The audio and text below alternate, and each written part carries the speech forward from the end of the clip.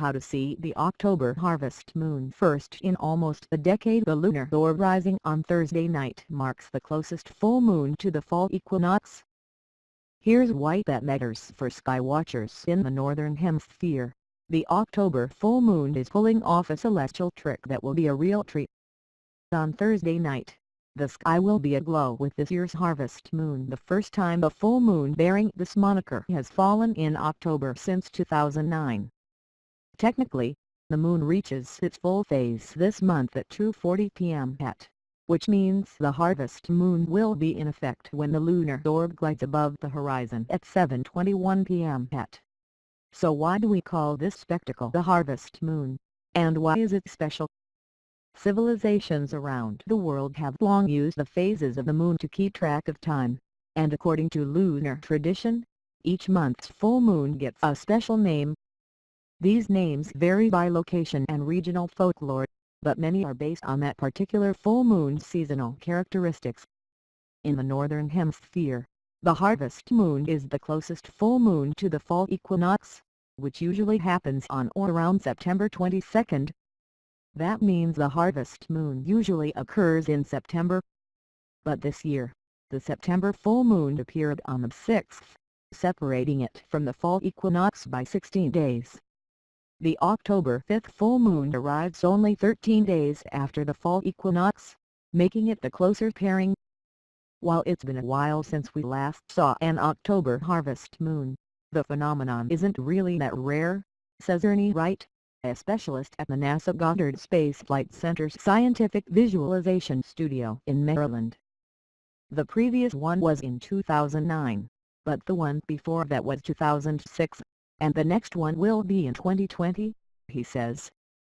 Based on the timing of the equinox and the regular 29.5-day cycle of the moon, the harvest moon can happen on any date between September 7th and October 8th.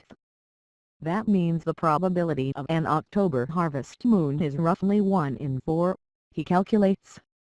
Lighting up the night still, any given harvest moon can be a beautiful sight, thanks to the moon's behavior in the autumn months.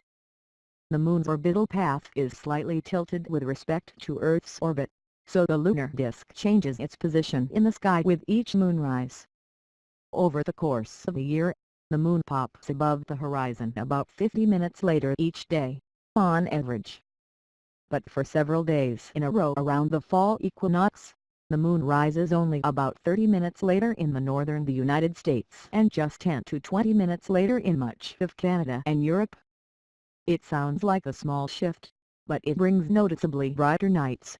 During this time, the full moon rises almost as soon as the sun sets, first appearing as a plump, orange-colored orb right around dusk. Find out more about the moon illusion and why the moon always looks bigger near the horizon. With little darkness between sunset and moonrise, farmers can work later into the night harvesting crops. The likely origin of this full moon's name.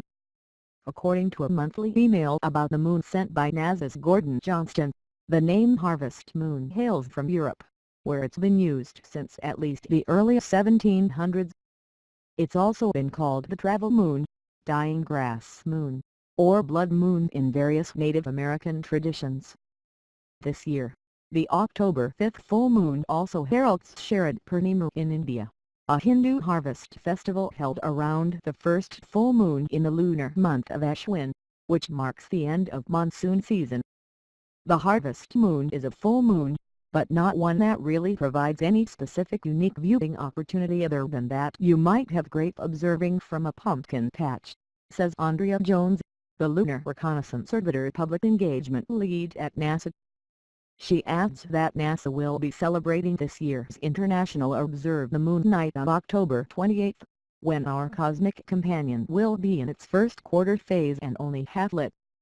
We encourage everyone everywhere around the world to look up at the moon that day and take the opportunity to learn about and celebrate lunar and planetary science, exploration, and the personal and cultural connections we all have to our nearest neighbor in space, Jones says.